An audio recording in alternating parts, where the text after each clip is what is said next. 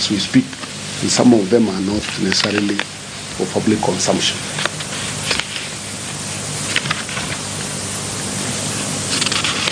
Now, on the issue of fertilizers, KEBS has drawn samples representing 1,125 containers of fertilizers that have been imported through the various entry points. Out of these, 170 containers complied with the relevant standards and have been released to the owners. The 361 containers failed the KEBS quality test. And then samples representing 594 containers are pending completion testing. Decision: KEBS gave the importers of the fertilizers a period of 13 days to reship them out of the country. Following the expiry of the reshipment period, any shipment that is still within the country will be destroyed at the cost of the importer. A number of the importers have appealed the test outcome and have asked for retesting, which KEBS has granted, and the process is ongoing. It is standard practice. If you are not happy with the results and you want retesting, it is usually done in your presence so that you can also confirm. Or if you want to bring somebody else also to test for you, that is also allowed. But if the results confirm what has already been confirmed by the first test, then the standard procedure is for the consignment that have not met the standards to be reshipped back to the country of origin or any other country, but not in our region, not in East Africa, because East Africa is one market. So if they are reshipped to Tanzania or to Uganda, they will find their way back to Kenya, because this is a common market. So they can only be shipped to elsewhere other than the East African region. There is also the matter of rice that is also being discussed.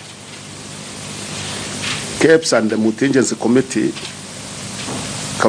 team acting on intelligence seized 188 bags in Nairobi and 200 bags in Mombasa. These bags are of 25 kilograms each that were being repackaged into new bags with an extended expiry date. These have been seized and are being held in secure locations. Investigations on these particular seized consignments and the imported rice in general are ongoing. Many samples have been collected by KEBS for testing, and members of the public will be notified of the outcome as soon as testing is completed. That is all with the issues of seized consignments of sugar, rice, fertilizer, and edible oils.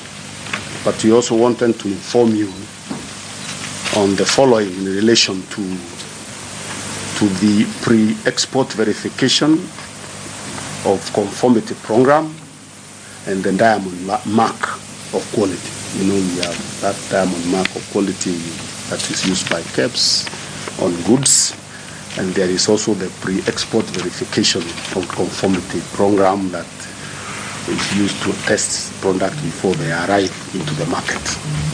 So I want to state as follows: a review of the PVOC program and the diamond mark scheme for important products to identify any areas of weakness is almost complete. Members of the public will be notified of the outcome once the exercise is completed.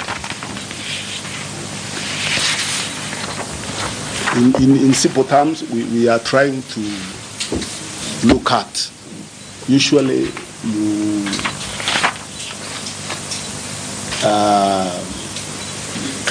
you engage institutions that have expertise in testing of products in the markets of origin to pre-inspect products before they come into the market, so that you reduce the burden of having to test goods on arrival. And that is what we are calling pre-export inspection verification program. And we are saying it has certain weaknesses because some of the goods that are being tested have gone through that process. And we are therefore looking at how to review that program to deal with those challenges. And I want to assure you, we find that some of the providers of those services do not meet the standards or do not have the capacity to be able to provide our services. We will review our relationship with them and be able to hire